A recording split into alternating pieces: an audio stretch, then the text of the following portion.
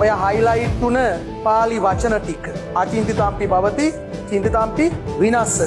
කම්හන් දල්හන් කිංති කරෝ.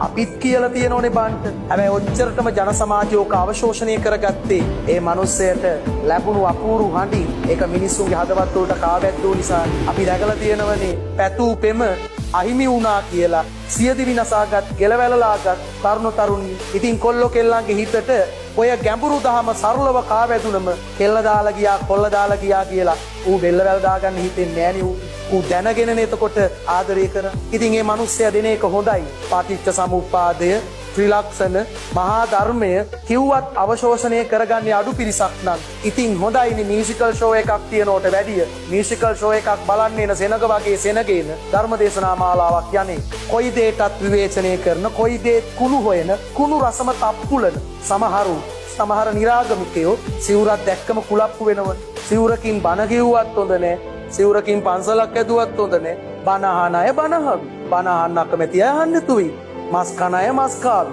මස් නොකන අය නොකාවි. නොකන අයට කන අය බයින්න ඕනේ නෑනේ. ඒ නිසා බණ අහන අය බණ අහවි. කොයි කාලෙත් බණ අහන එක මංගල කරුණක්.